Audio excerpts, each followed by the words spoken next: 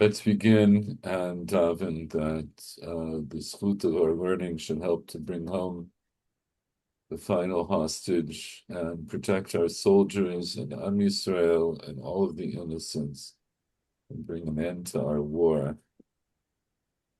And with that, we're going to begin.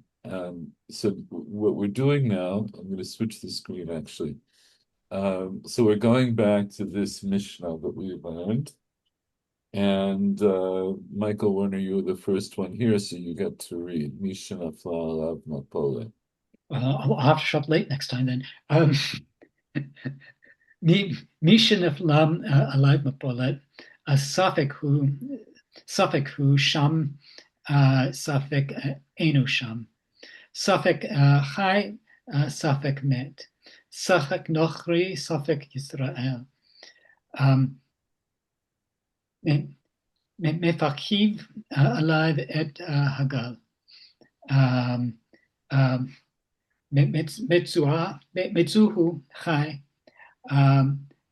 Mefachim alive. Ve'im met yanihuhu. Okay, so first, just translate the Mishnah.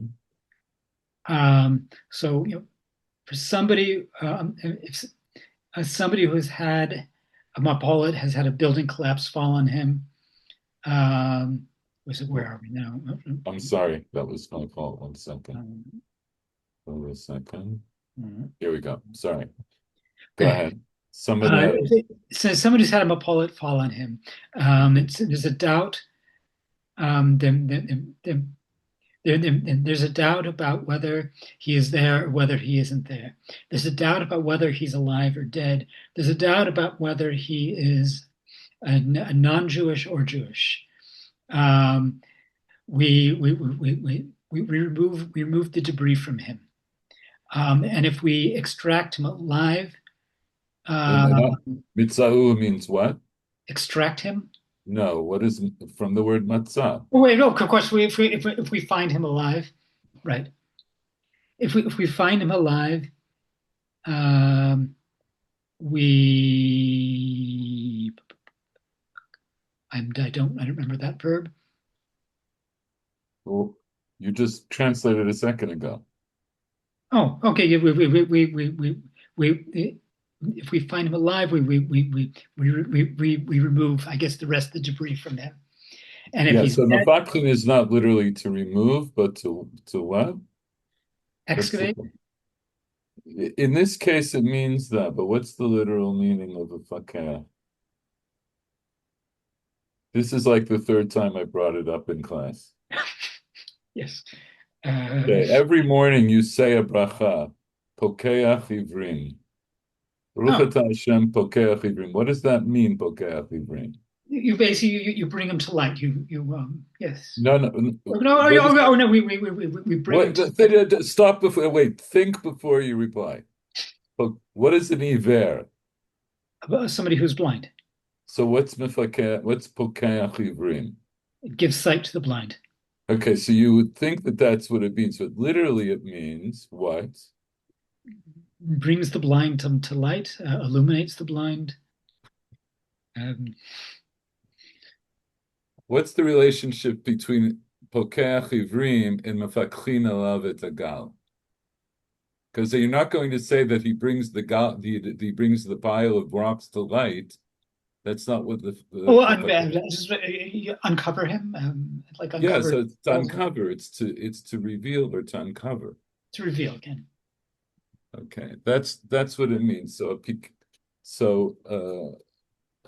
mefakhin alav et agal. It means practically the way you translated it. And if I was doing a translation of the Mishnah, it would not be an unreasonable translation to say that we remove the debris from them. But literally it means that we uncover the rocks from him. Okay? So mitza'uhu chai, so if you find him alive, mefaklin alav. So as you suggest, Nifakrin here, and we saw this already earlier. I mean, for the last few weeks, we've used this this phrase, this term, mefaklim, as a shorthand for this phrase. Mefaklim is shorthand for mefaklin alav et hagal. Okay, mefaklin alav means that we're going to uncover the pile of stones from him. Ve'imate, and if he's dead, yanichu. What does that mean? We literally we let him rest. We leave him there. We leave him there. If he is Yeah. dead, we leave him there. Okay, so this is the Mishnah. So when we learn the Mishnah, before we start looking at the Gemara, let's just let's understand the Mishnah. So first of all, it starts off by saying someone upon whom a pile of rocks has fallen, right? Like a building collapsed on him, or a wall collapsed on him, or something, or he was standing too close to an excavator, and whatever, for whatever reason, or it was an avalanche. Lo mishamet. Safek hu sham, safek eino sham.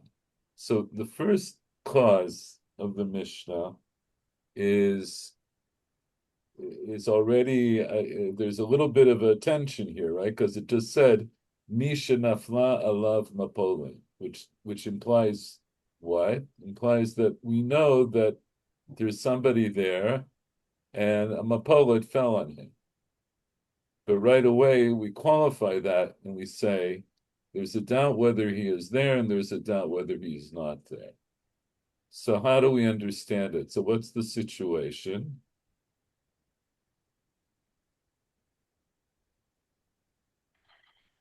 I mean, we saw him there just before the building collapsed, or even as it started collapsing. We don't know if he got out or not. Yeah. So it must be that's the implications. The implication is I'm starting off and I see a mapolet, and I saw somebody in that area maybe right before or shortly before. And now I'm not sure if he was there or not. So that's one safek. Then safek chai, safek mate. I'm not sure if he's alive or dead. So what does that imply? It implies that the previous clause has already been verified. In other words, if I know that he's not there, so there's nothing more for me to do. Right? So safek husham, safek eino sham. Okay, but if I can clarify that safek, so then okay, there's nothing for me to do. But safek chai, safek mate implies what? We don't know if the Maholit killed him or not. Right. So first of all, it implies that I do know that he's there, Right. but then I don't know if he's alive or dead. In other words, so it's a situation. So we can imagine the situation where we know for sure that he's under this pile of rocks. Safek Nachri, Safek Israel. Even if what? Even if I know that the person is there, who's there is alive, but I'm not sure if he's a non-Jew or a Jew. In all these cases, I'm going to remove the debris. And then what? At that point, mitza'uhu chai, if I find him alive, then mefakhin alav. In other words, I will continue to uncover the pile. But if he's dead, I leave him. Okay. That's just a quick review of the Mishnah. So let's look at how the Gemara analyzes the Mishnah. Michael Schwartz, why don't you read? Mishnah Nafal Mapola. Misha nafa alav mepolet vukule. My ka'amar lo meveya mebeya bia mebeya ka'amar. Mabaya, lo Mabaya. Mabaya. Lo mabaya ka'amar. Lo mabaya safek hu sham safek eno sham. De itia chai hu dim fabchin. Ele afilu safek chai, safek met mifavchin. Lo mabaya safek chai, safek met Yisrael. Ele afilu safek nochri, safek Yisrael mifavchin. Okay, so let's go back and translate.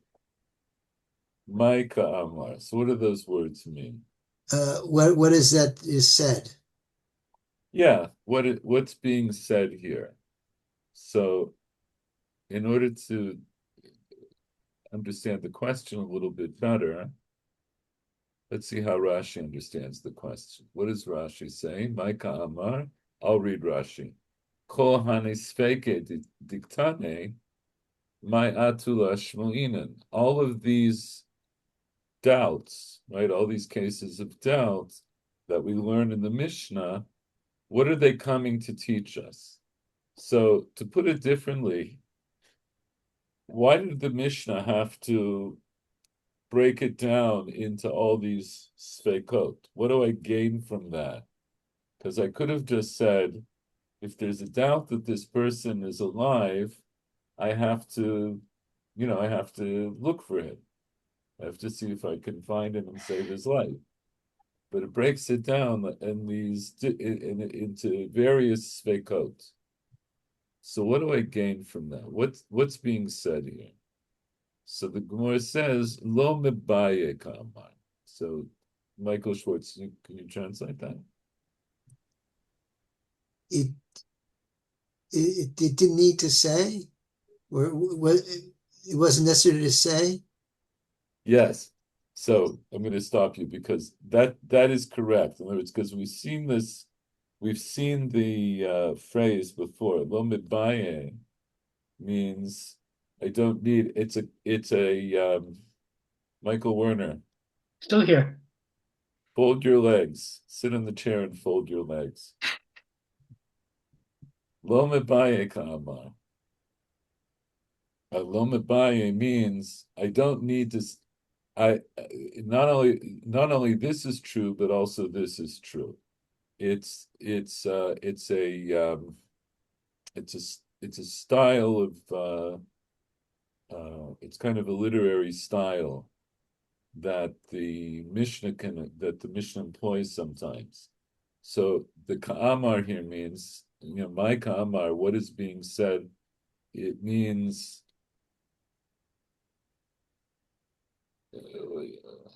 what's the purpose of this phrasing? So lo mebaye ka'amar, I'm going to read it. It's saying it as if it's a lo mebaye, and what does that mean? Lo mebaye safek hu sham safek eno sham. I'm going to give a more free translation. Not only is it true, right?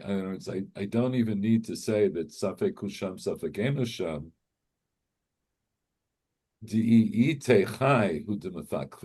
That if it turns out that he's alive, that I would dig him out.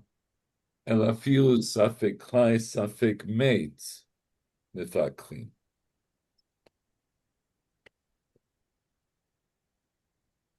Even if there's a suffix whether he's alive or dead, that is,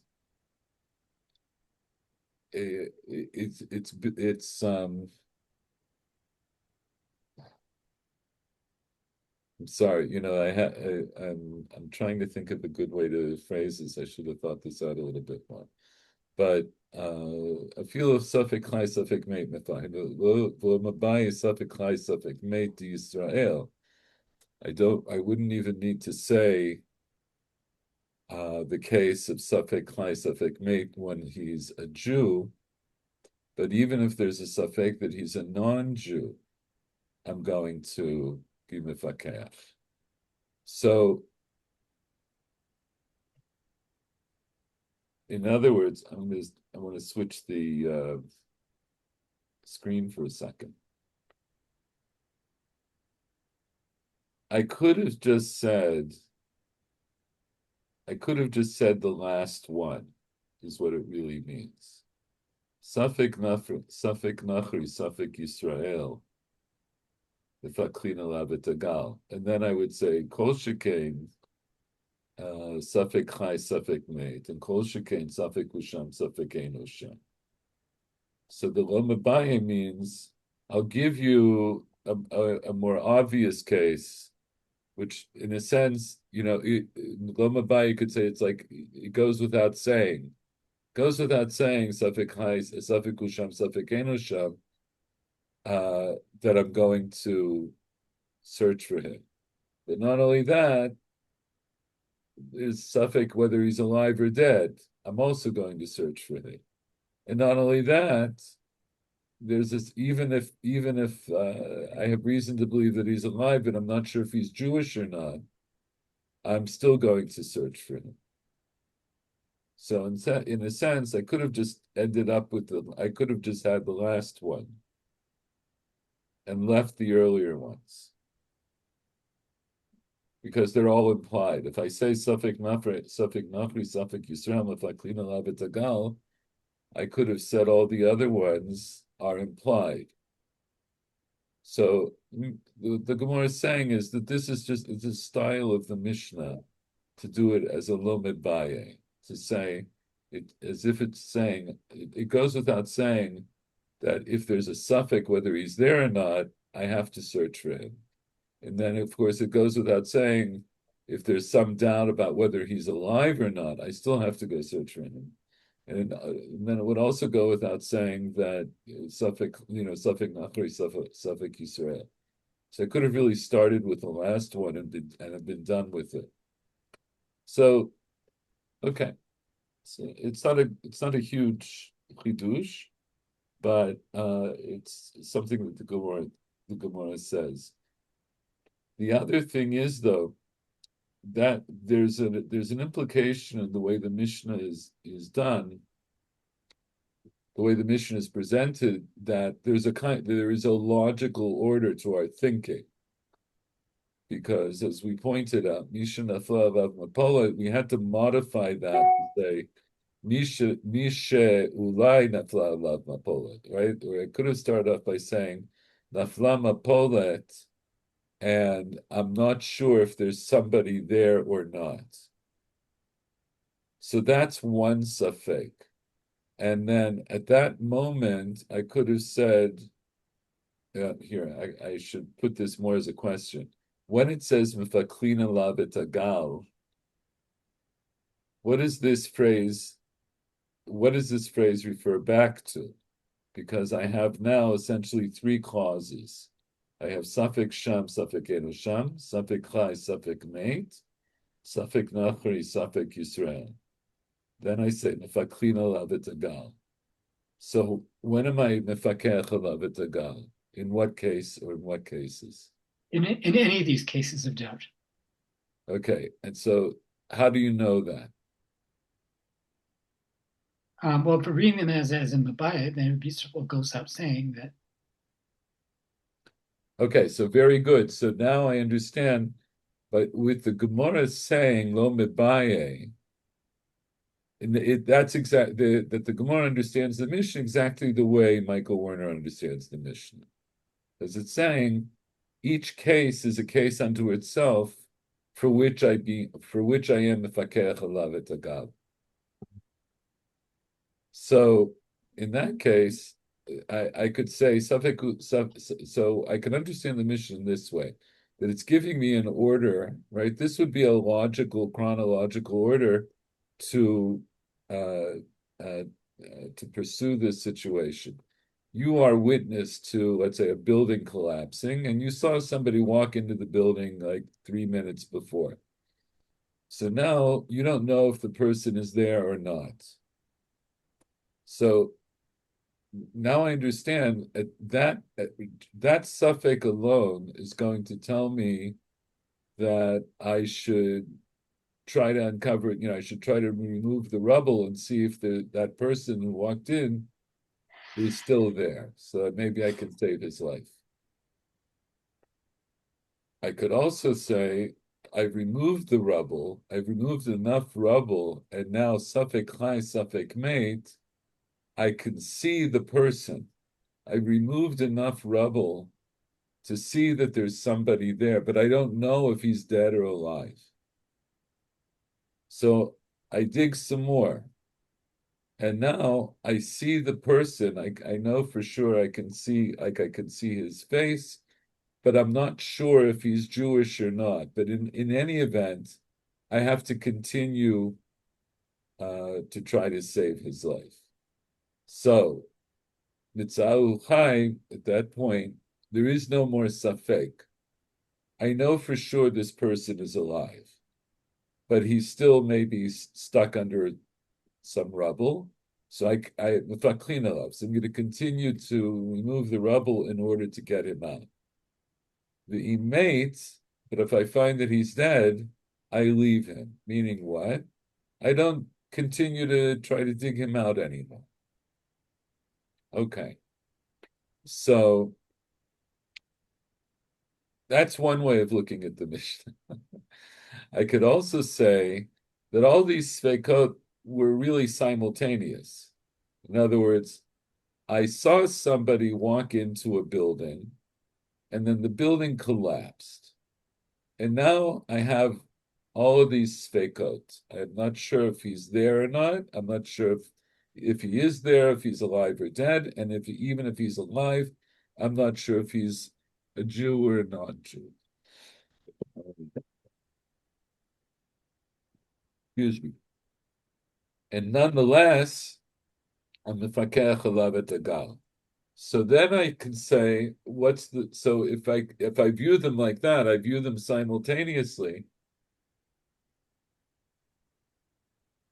So then I could have made a different argument because I could say, now what I have in front of me is a sfeik sfeika or a sfeik sfeik sfeika, right? So I think we've talked about sfeik sfeika before. Can anybody tell me what a sfeik sfeika is?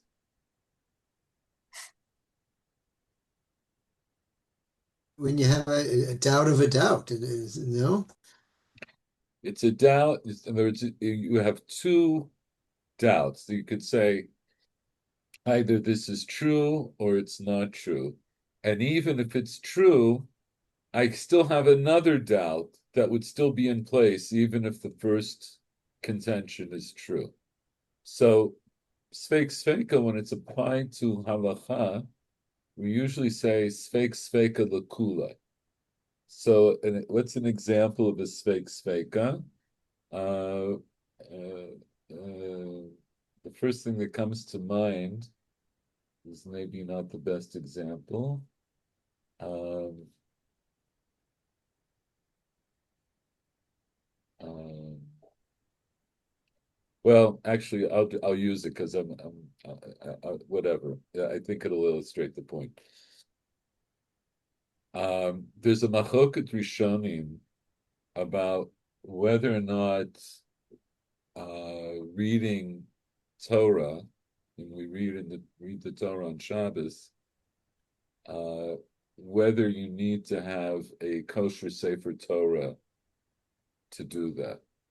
Some Rishonim say you have to have a kosher sefer Torah in order to lein in public, and some Rishonim say you don't have to have a kosher sefer Torah to lein in public. So, that's in a sense that's a safek, even though we paskin like the Rishonim who hold that you have to have a sefer Torah. The sefer Torah has to be kosher. But for the purposes of our discussion, we'll look at that as a safek, because I'm not sure who halal. Let's say at some point in history, I wasn't sure who halacha was like. So, what happens if you find a problem in the Sefer Torah that you're laning from, which is also the subject of a machloket poskim?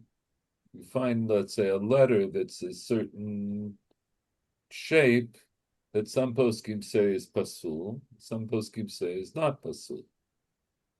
So I have one safek, which is it's altogether a safek whether or not it's a safek whether or not this letter is kosher, and even if you'll say I'm going to do it the other way, even if you'll say that it's not kosher, but it's a safek whether or not I have to have a kosher sefer Torah altogether. So you could in a mathematical sense, you could say there's only a quarter chance, as it were, that I'm not, that I'm not allowed to read from the Sefer. I have three-quarters of a chance, as it were, that I can read from the Sefer. So I read from the Sefer. So that would be a case of a sveka lekula. So here I have three svekot, right? So I keep each safek, I could argue, diminishes the likelihood of me, it diminishes the likelihood that halacha will dictate that I have to uncover the pile, right? So I had one suffix sham, suffix eno sham. So that's that's a suffix shakul. I don't know if he's there or not. So on the side that he is there, Torah would dictate I have to do, I have to do due diligence to see if he's there to try to save his life. But then I say, but wait a second, suffix chai, suffix mate. Even if he's there, maybe he's dead. In which case, that's an argument for me to say that I can make the argument that's an argument for me to say I shouldn't be Machal Shabbos because now it's a sveka. I don't know if there's anybody there at all. And even if he's there, I don't know if he's alive or dead. And then I have another suffix on top of that. Even if I think maybe he's alive, but there's also a suffix, maybe he's not even a Jew, and I shouldn't be Machal Shabbos for him. So the Chiddush of the Mishnah then is nonetheless, even when there's all these Sveikot, I nonetheless have to uncover him. So it teaches you something about the way the Mishnah understands the importance of pikuach nefesh, of saving somebody's life. Even if the circumstances, even if the statistical circumstances would mitigate against you being Machal Shabbos, you're still Machal Shabbos. See what I'm saying?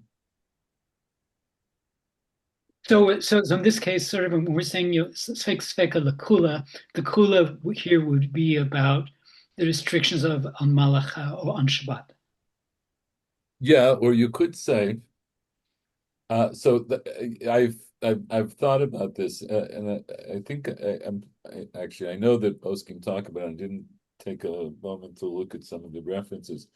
You could say that you could say the other way around, that Sveka would indicate that I shouldn't, that the kula here would be, it's true that the kula would be to be Machal Shabbos, but I could also say that Sveka would indicate to me that I shouldn't be Machal Shabbos, and Afal Piche, even so, even though, like I say, even though the statistics of it would indicate to me that I shouldn't be Mechal Shabbos, the Chiddush is that here I'm only going to go Lakula, even if the normal line of reasoning would indicate that I shouldn't be Mechal Shabbos. Okay, just keep that in mind, because this this is an important source. This is a very important source for when we talk about the whole question of saving life. So from here, we understand, even though the Mishnah, even though the Mishnah didn't spell it out, but because this is, because this is in Masechet Yoma, we assume that it's Yoma Kippurim. And so it's telling me that I have to save somebody's life on Yom Kippur, even if it means being Mechal Shabbos. Now, what's the Chilul Shabbos here? Hagal. Yeah, and why? How is that a Chilul Shabbos? It is. I'm assuming derived. I'm assuming it's malacha. It's derived from one of the 39, but I don't remember which one. You would think, right? You would think, yes. I'm assuming that that's a form of malacha, but I don't remember. I don't remember specifically which form of malacha it would be or derived, or which one would be derived from. Does anyone One would think. One would think. Does anyone else have anything to say about this? Is it not carrying in Reshut Rabim on Shabbat? So but carrying in the Reshut Rab. So first of all, it could be, but in order to be chayiv d'oraita for carrying in the Reshut Rabim on Shabbat, you would have to carry it at least 4 amot. So could be that maybe, right? So 4 amot, let's say minimum, we're talking about what, 72 inches, something like that, 6 feet. So maybe it's, removing the rubble is going to require you carrying in the Reshut Rabim. On the other hand, it wouldn't necessarily require carrying Reshut Hababim because it could be, it could be they just you're shifting rubble within the space of the house. Yeah, so there's two things. First of all, I don't know if this is in the Reshut Rabim. Second of all, but it doesn't qualify. In other words, so it could be in the Reshut Rabim, but nonetheless, even then, I could say maybe I can uncover these rocks without carrying them more than Daled Amos. So what else could be a problem here besides carrying?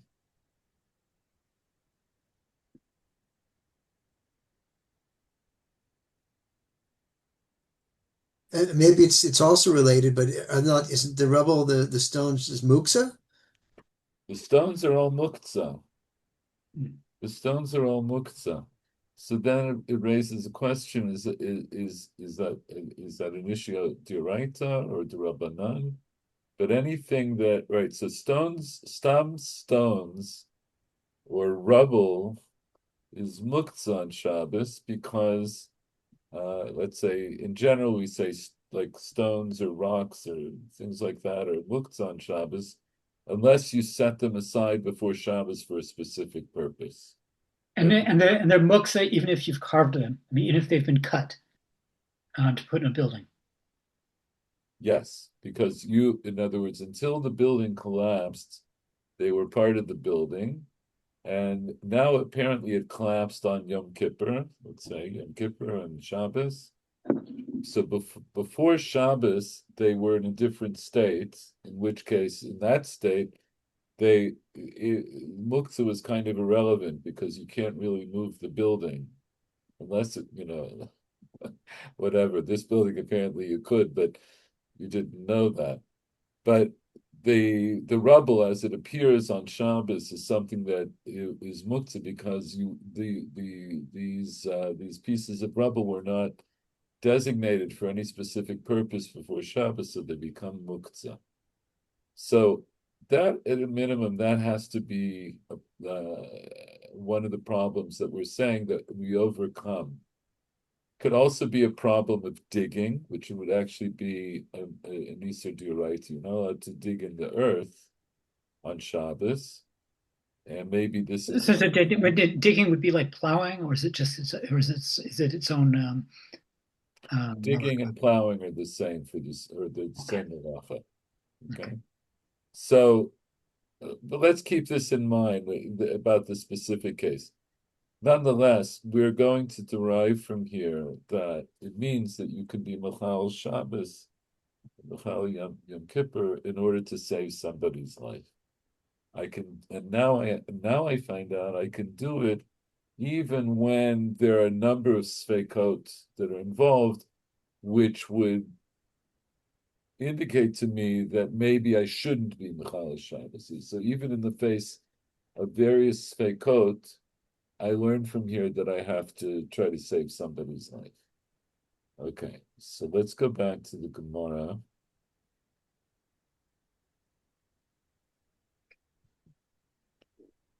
And Paul, you still with us? Here, you could read this next kata. It's a little. Speaking who sham or who eno sham. Again, Go ahead, Paul. This safek chai, safek bet, it's like quantum mechanics. You well, but he is not in a superposition. It's really okay. Say them. Okay. So, Chai. a mapollet falls on Schrodinger as a cat. Yes. Go ahead, Paul. Yeah. מצאוהו חי מפקחים. מצאוהו חי פשיטה. לא צריכה. Why? Says, why No. Lo tzricha. probably said it's obvious that if you find him alive. Wait 1 second. We haven't finished. Lo where am I? tzricha. You see, there's a dash here. Lo tzricha. Go ahead. דאפילו לחיי שעה. Okay, so what's the right? So Mitzalu Chai Mefaklim. This is a quote from the Mishnah. So what's the Gemara's question? Mitzalu Chai Pshita. No, it's obvious. If you find him alive, it's obvious that you have to save him, to dig him out, or whatever. What you have to do to save him. Okay, and so then what's the question that the Gemara is asking when it says Pshita? Do we really need this? Wait. I'm asking Paul. 1 second, Paul. Why do you have lo tzricha? Why do you have to say No. Before you get to lo tzricha, it's a chai pshita. So you explain that correctly. That if you find him alive, that it's obvious that you have to save his life. So how is that a kasha? This is a kasha on the Mishnah. What's the kasha? Maya kushapo.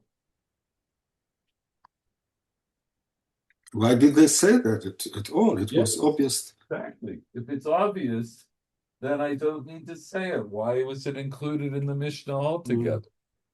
So the Gemara says, lo tzricha. No, I need it for what? Why? Da'afilu l'chayei sha'a. What does that mean? I need it even if he's surviving for 1 hour. Yeah, well, da'afilu l'chayei sha'a, right? Even for a momentary, a momentary life, right?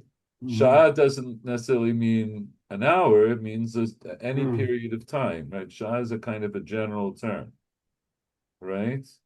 So they mean that if he is in very, very bad condition, and probably it looks that he's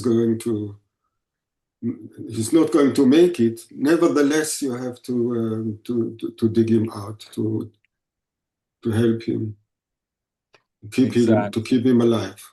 Exactly. So in other words, the Gemara says that the reason the Mishnah ends off by saying it's the next to the last line in the Mishnah, right? Why did it say Mitzu Chaim Mefaklim? That seems to be obvious because the whole point of the Mishnah until now, Safek Zeh,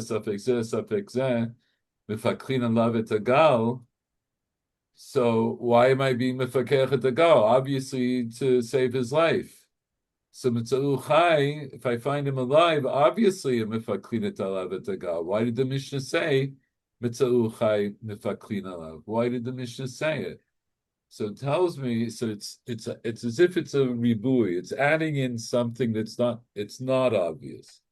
That I need it for the case, as Paul explained, I need it for the case where when I find him, I realize he won't live much longer. But if I uncover more of the rubble, he will live a little bit longer. I can extend his life. And this short Gemara, right, now you understand, this short Gemara, this conclusion of the Gemara, Lafilu Chayei Sha'ah, this becomes extremely relevant in any kind of a medical emergency where, not even just an emergency, but any kind of a medical situation where you can do something to prolong somebody's life, even though you know that this is a terminal patient, even though you know this person is going to die imminently. this is the halachic basis for saying you need to do whatever you can to extend the person's life. As long as he is alive, you have to do whatever. Yeah. You have to do whatever. That's the way to what? All these ambulances. They take people wait, also. wait. Yeah. Go, Paul, finish your statement and then Michael. What did you want to say? Yes. No, the ambulance is going to take the person, even if it seems that the person is not going to make it until it gets to the hospital. To the hospital. And, Okay. and in any case, as long as, well, Michael, I don't know if he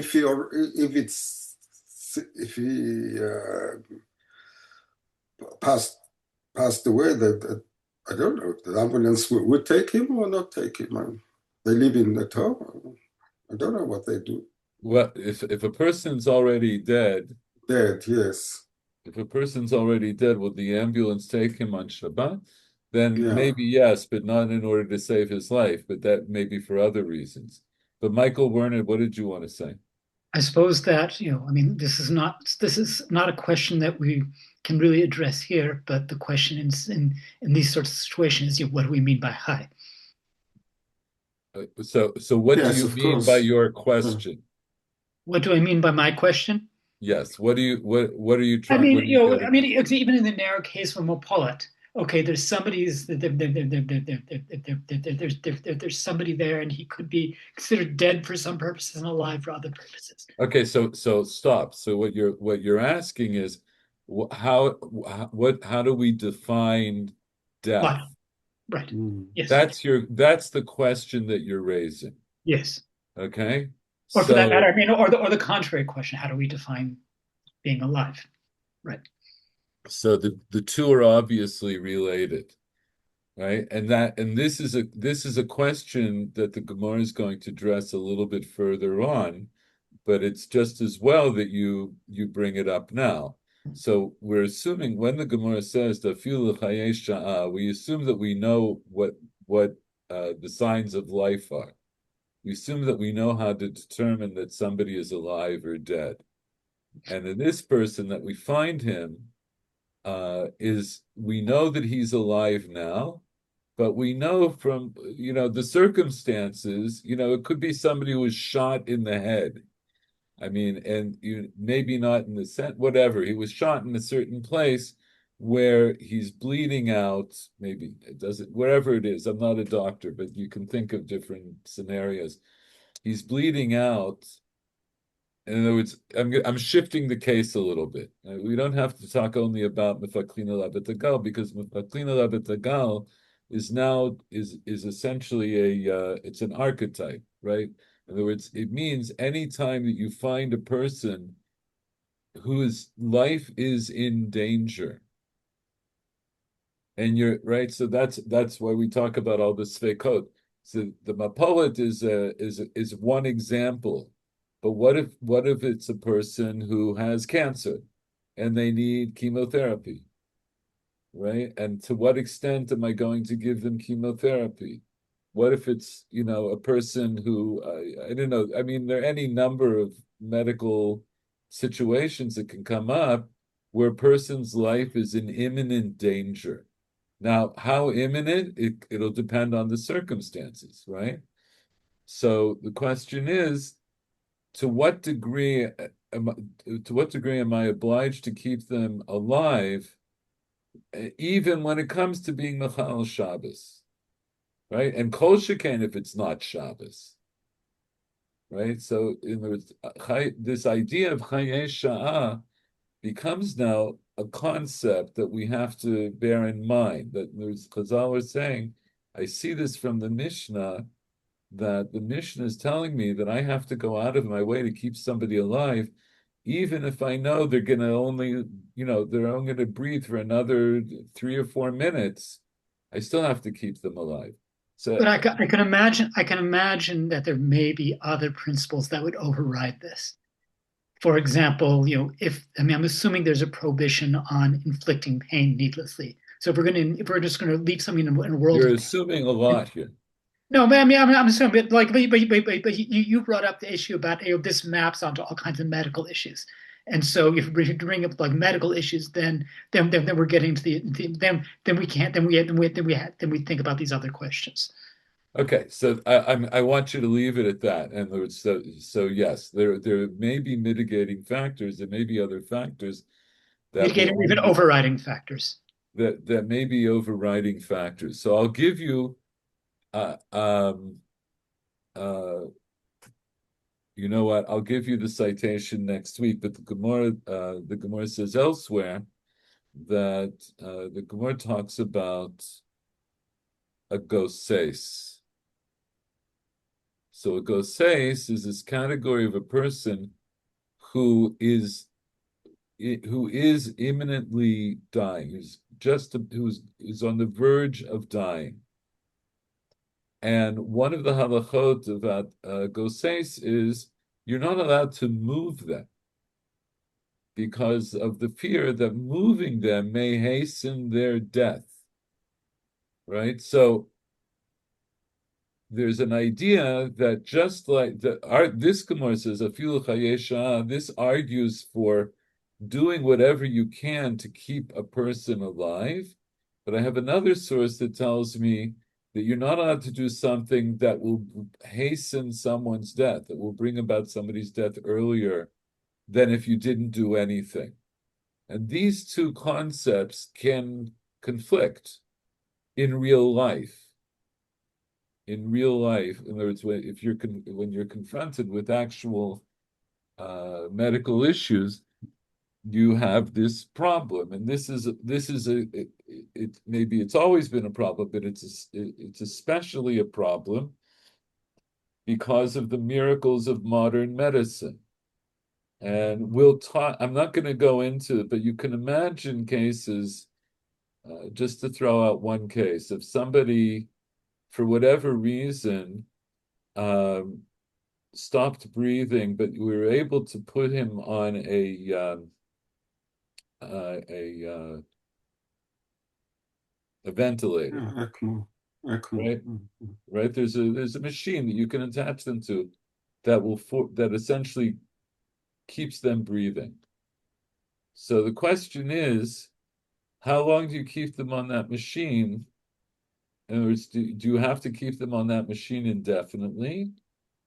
Or because maybe they're no longer breathing on their own. In other words, in other words, there's an idea that you can use the ventilator to get them to start breathing again, and then at a certain point they can breathe normally. But how do you know? If they're on the machine, they're always going to be breathing. So how do you know if they can breathe by themselves or not? So on the one hand, you could say, well, it's chayei sham. I'm extending their life as much as I can. And on the other hand, maybe they're really goses, and maybe you shouldn't be doing anything because maybe you're harming them. Maybe what you're doing is actually harmful to them.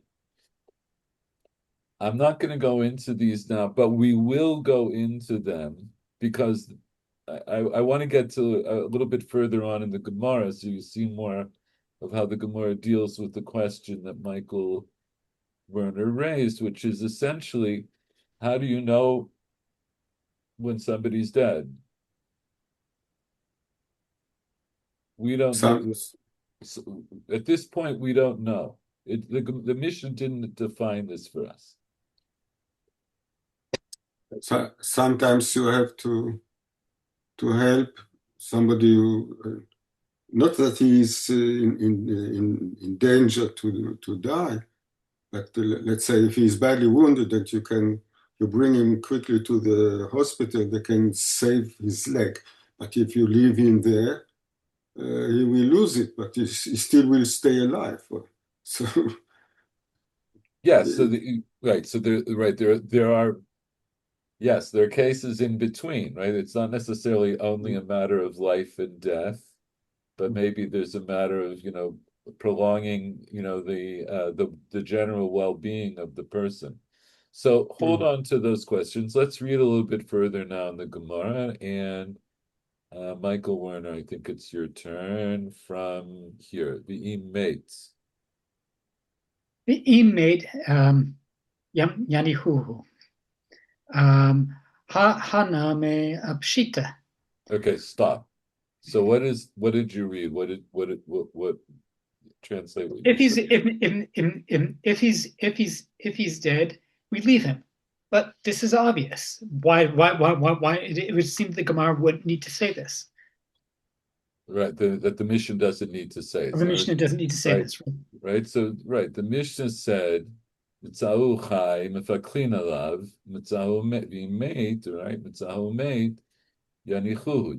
You leave him be." That seems to be completely superfluous, right? Until now, I understand the only reason mefakech alav etagal is to sustain his life. But if he's dead, obviously I'm not going to keep digging him out. So the Gemara says, continue. Lo Tsaricha comma. lo kama tsaricha le Rabbi Yehuda ben Lakish de Tanya. Okay. So what do the words mean? No, we need this phrase. We need this phrase because of what Rabbi Yehuda ben Lakish said or taught. Yeah, because of Rabbi Yehuda ben Lakish, and we don't know what Rabbi Yehuda ben Lakish said, but the Gemara tells us Titania, because we learn in a Braita. Now continue reading. Ein matzilin et hamet mipnei hadalika. Amar Rabbi Yehuda ben Lakish. Shamati shematzilin et hamet mipnei hadelika. Okay, stop. So this is the Braita. So translate the Braita. So we do not The Hatzil. we do not rescue, literally. I mean, Yeah. we don't rescue the dead person because of fuel. Deleka, delic is fuel. Deleka is a fire. Oh, because of fire. Okay. In other words, mipnei literally means in the face of, right? In other words, we don't save a dead person from a fire.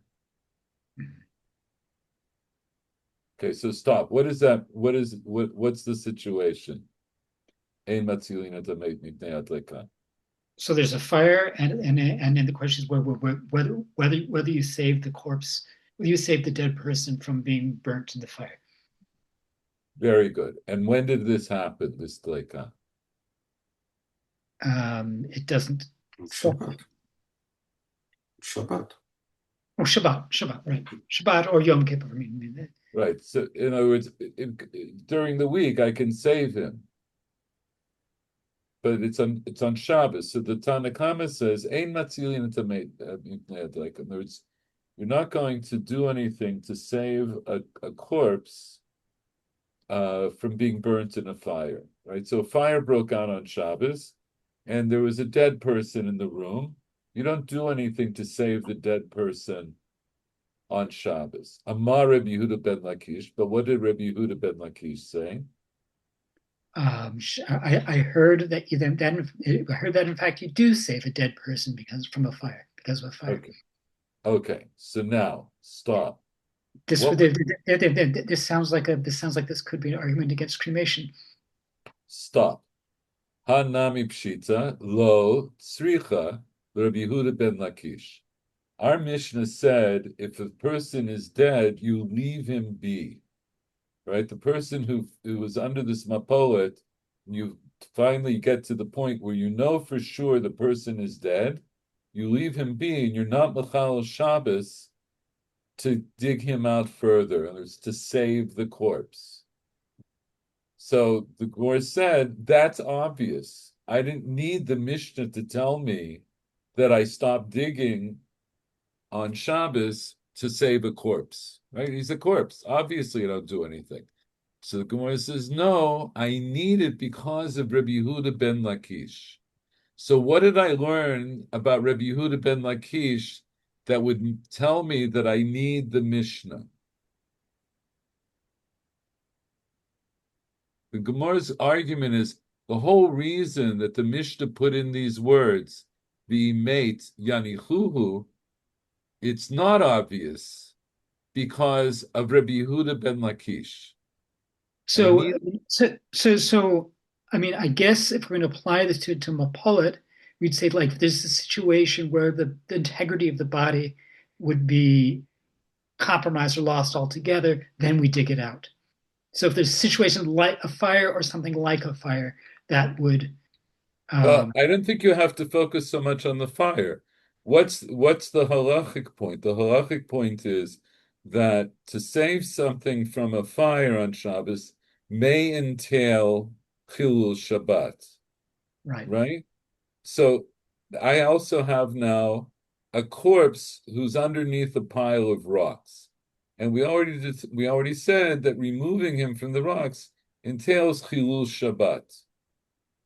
So Rabbi Yehuda ben Lakish says, I heard that you do save the corpse from the fire. And so what's our assumption? What would he say about a corpse underneath a pile of rocks? I mean, I could see where it would not apply. What would he say about a corpse under a pile of rocks? I mean, he would say he would say that if there's a danger that this could destroy. No. You're adding in way too much. I don't think I am. But say is no. You're stuck on the way you tried to understand to begin with, and you didn't hear what I just said. Okay, maybe what was the point of saying Matzilina Hamet Mipnei Hadleika? You're focusing on this idea that it has to do with the destruction of the corpse per se. The point is, I'm not saying that's not true, but what's our point? Our point is I'm going to be Machal Shabbos in order to save the corpse. So I should be able to extrapolate from that any time that a corpse is in danger, that according to Rabbi Yehuda ben Lakish, I will save the corpse. That's pretty much what I was saying. That's all. Yeah, but it doesn't mean that I have to examine and see if the specific state of the corpse now. I'm just saying I could be Mechal Shabbos to save the corpse. Keep it. You don't have to say if. No. I mean, I guess the reason why I'm saying if is that in our previous case, I mean the Peshita, basically is true in a specific narrow case, and so I'm assuming that here it's true in another specific narrow case, and so I'm assuming if the corpse is I'm not sure that I don't think that Chayei Shah is a specific narrow case. I'm not sure you have to say that. I don't want to quibble about this, but that's the point. In other words, what I see is that Rabbi Yehuda ben Lakish says, Shamati shematzilin et hamet mipnei adleika, which implies that he holds the halacha that you would save a corpse, that is, you would be Mechal Shabbos in order to save a corpse. Okay? So it could be that I could tell you all kinds of reasons why I would save a corpse that is underneath a pile of rocks. Maybe I don't want animals to start eating him. Maybe if I don't start to move the rocks now, it'll be impossible to move them later. For whatever reason, I would say, according to what Rabbi Yehuda ben Lakish is saying, if I have a situation where in order to save the corpse, I need to be Machal Shabbos, he would seem to be saying, I'm Machal Shabbos. So now, just to review, the Mishnah said, "V'meit yanichuhu." The Gemara said that seems to be a superfluous statement. Obviously, I'm not going to move him. I'm not going to start moving more rocks to save him. if he's already dead. But I say, no, I need that for the case. I need that because of Rabbi Yehuda ben Lakish, because Rabbi Yehuda ben Lakish seems to imply that I would keep digging him out. So it's not obvious. So it's not obvious. Because there is an opinion,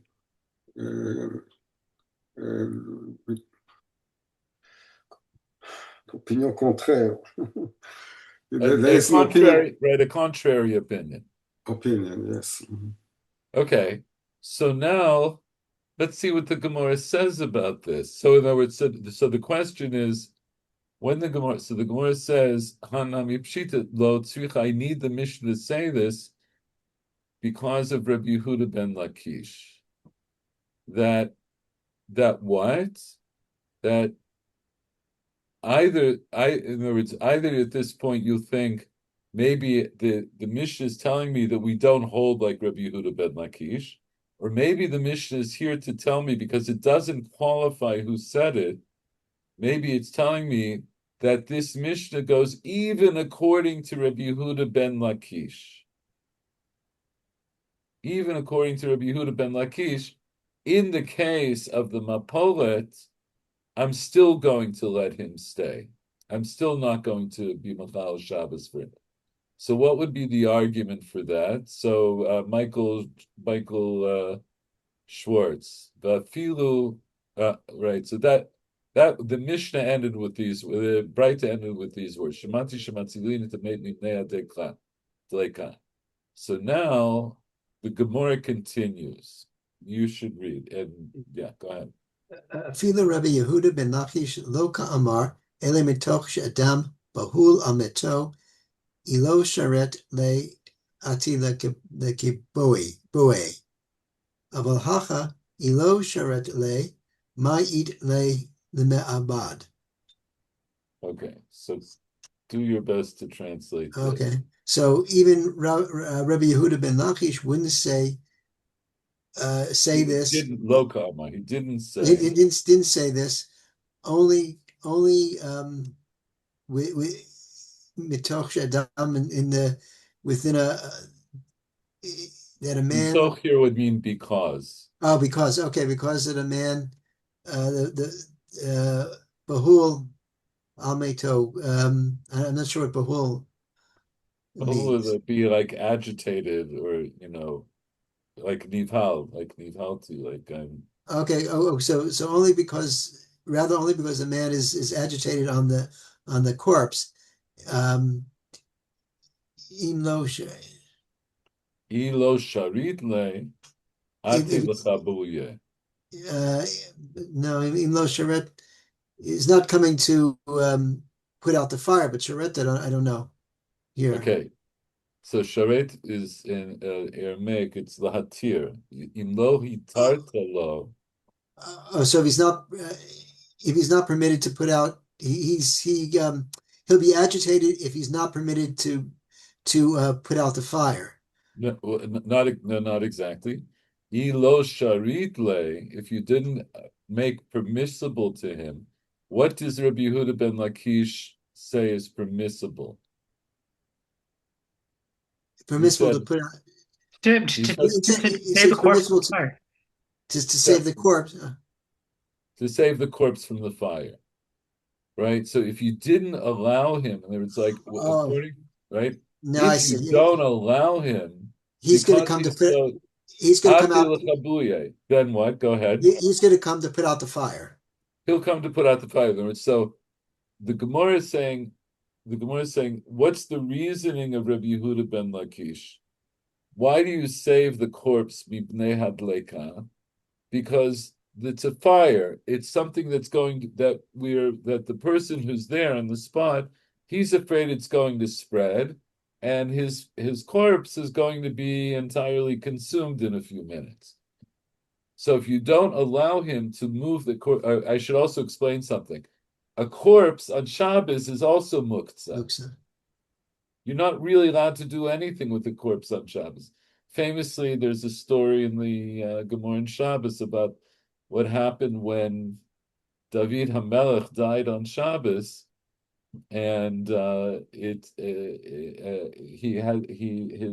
body had to lie in the garden where he fell to his death until after Shabbos. And on that, they quote the pasuk in Kohelet, Tov Kaleb Achai Me'aryeh Hamet, right? That the living dog is greater than the dead lion. Anyway, I can give you a reference to that also. But the point is, the corpse itself is muktzah. So if a person dies on Shabbos, you don't move them. But so Rabbi Yehuda's din, right? His opinion says, but nonetheless, if there's a fire, you can move the corpse to save the corpse.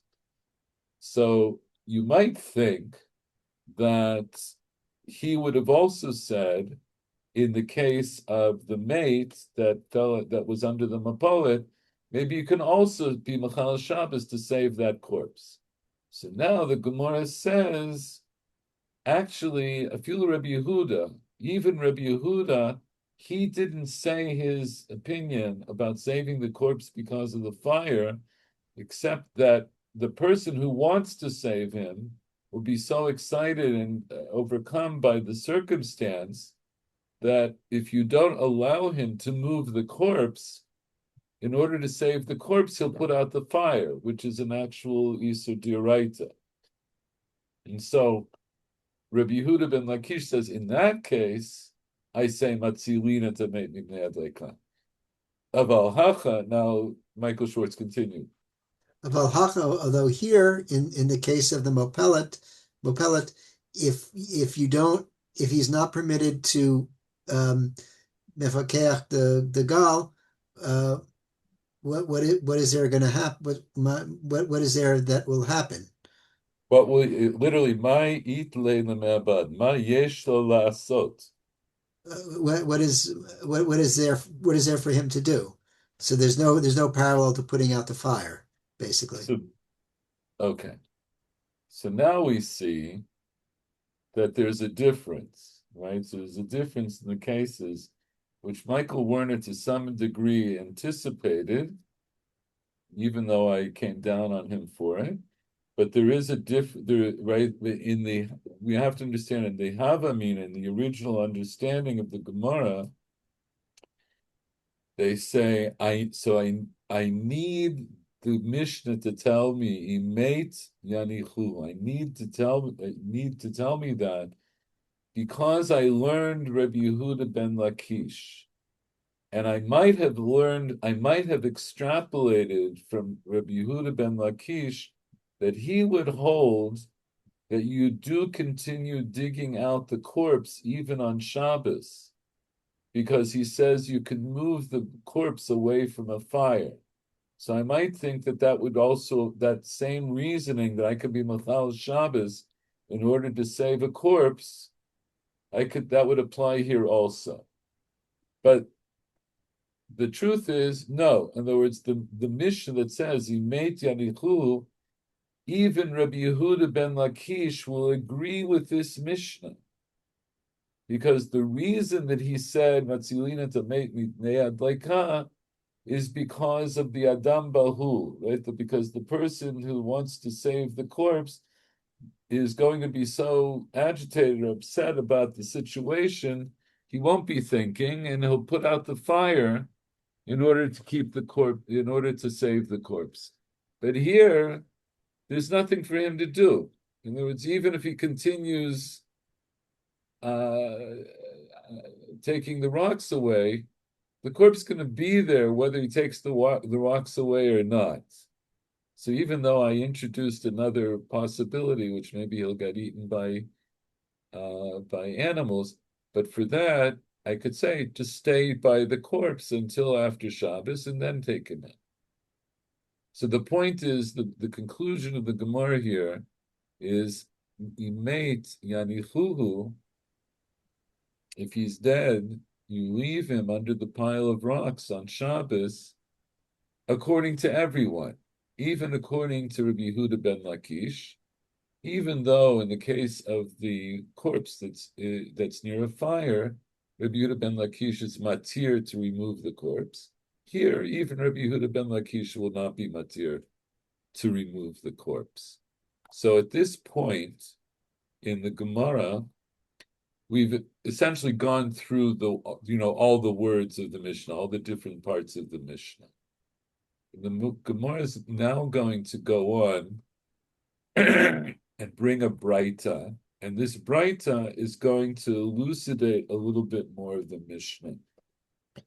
So, because this is on the one hand, it's getting late, and this is also a fascinating and integral Braita.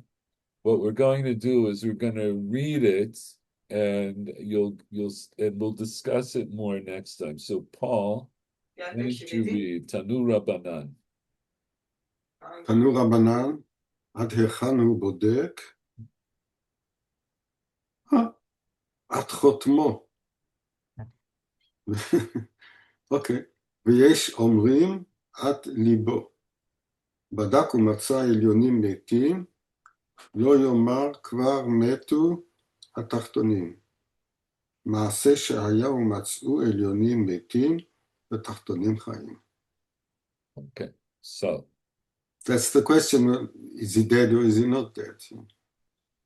Well, go back to the beginning. So now we learn in a Braita. So what's the Braita's first question?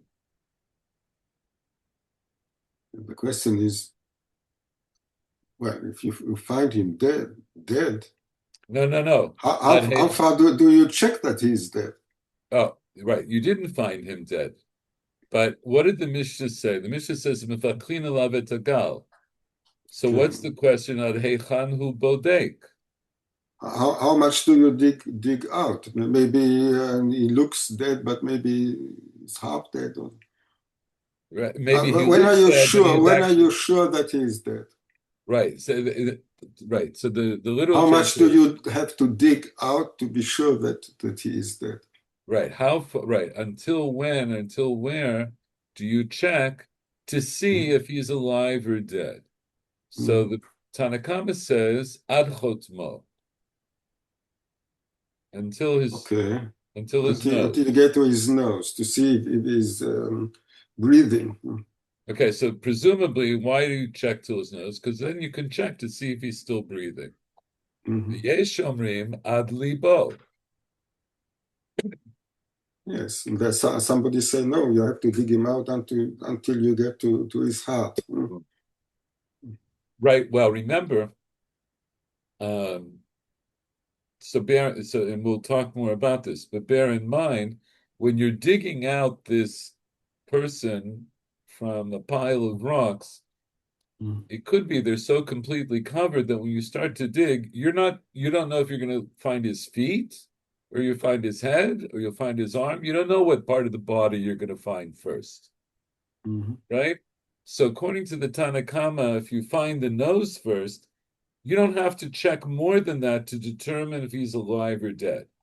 That is, if you find that he's breathing, then you consider him to be alive, meaning what? You continue to dig him out.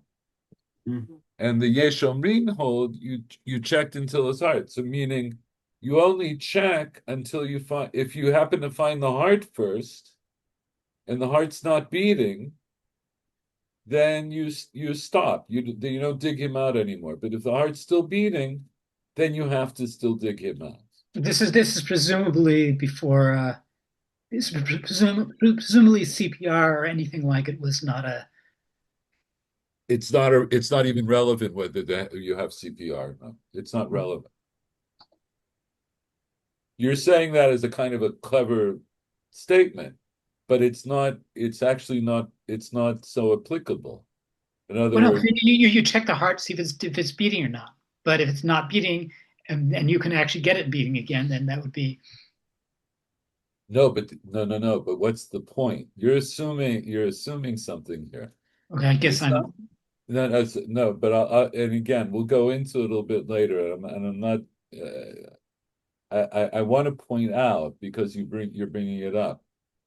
If the heart isn't beating according to the Yesh Omrim, that means he's dead, and there's nothing more for you to do. according to the person who says ad chotmo, then if he's still breathing, then you have, right? If he's not breathing, there's nothing more for you to do. So let's think about this for a minute. So it means, according to the Tanna Kama, if you find the heart first, and the heart is not beating, according to the Tanna Kama, what should you do? Leave him. Michael You leave Schwartz. him. Stop, you leave him. You don't You continue. leave, you leave him. According to the Tanna Kama, who said ad chotmo. Oh, no, you keep digging until you get to his nose, until you, Oh, yes. oh. So in other words, this is the machlokas. The machlokas is exactly this question. According to the Tanna Kama, let's say you come across the heart first and the heart isn't beating. You still have to keep digging to see if he's breathing. And for the Yesh Omrim, it's the other way around. If you find that he's not breathing, you still have to keep digging to see if his heart is beating. So there's a machloket. That's the machloket. Ze b'diuk ha'inyan. That's what I want to point out. There's a fundamental difference of opinion here about, this goes back to the question. This Breita here is dealing with the question of determining whether somebody is alive or dead. According to the Tanna Kama, as long as someone is breathing, they're alive. And if there's no heartbeat, there's a possibility that they're still breathing, and you have to continue to dig them out. And according to the Yesh Omrim, it's the other way around. If somebody isn't breathing, you have to assume they may still be alive until you can find that their heart has stopped beating. Now I'm going to leave it at that. We're going to get into a lot of detail about this, but we're not going to do it now. Just to finish up, because I want to stop now. Badaku matzayo yonim metim. So what does this mean? If he checked and he found the upper ones dead, he shouldn't say that the lower ones died. So what are the upper ones and the lower ones? Presumably he's digging through the rubble and he finds people sort of in the upper part of the rubble.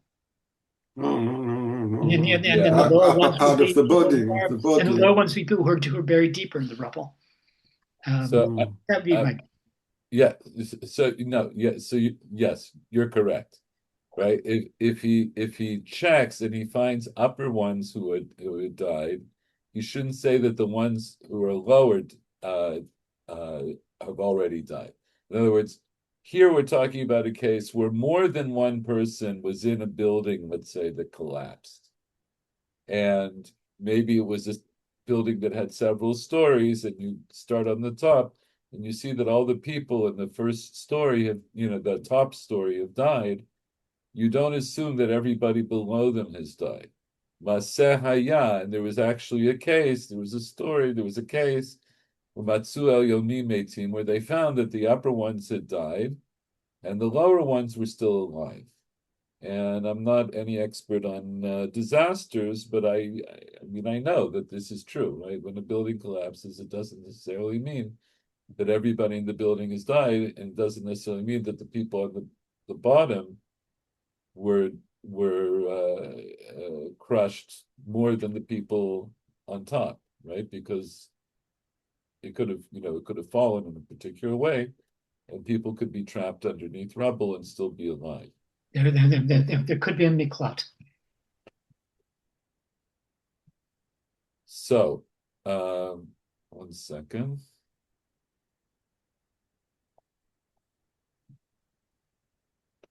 I'll just read Rashi here. Hechen hu bodek im domeh lemeit sheino meziz evarav. If he looks like, right, if he seems like a dead person who's not moving his body. In other words, there are no other signs of life. So how much do you keep checking to see if the person is alive? How much do you uncover to know the truth, to know whether he's alive or dead? Tanakama says ad chotmo. If there's no life in his nose, that it doesn't produce any air, right? He's not breathing out. Vadai made. He's certainly dead.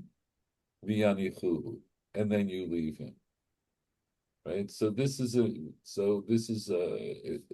terms of the context of the Gemara that we're learning. You want to know how much do you continue to be mefakech et agal, and then I'll extrapolate from that. That if you're trying to save somebody's life on Shabbos, how much are you mechal Shabbos to save somebody's life? So according to the Tanakama, if you know that he's no longer breathing, then you stop whatever you're doing because there's nothing more to be done. I'll just mention that we're going to examine this more closely next time, and we'll go on in the Gemara because we have some very interesting Gemaras that follow this that are going to help us to elaborate more. But I wanted to say one more thing, and now it's escaped my mind. Wait a second.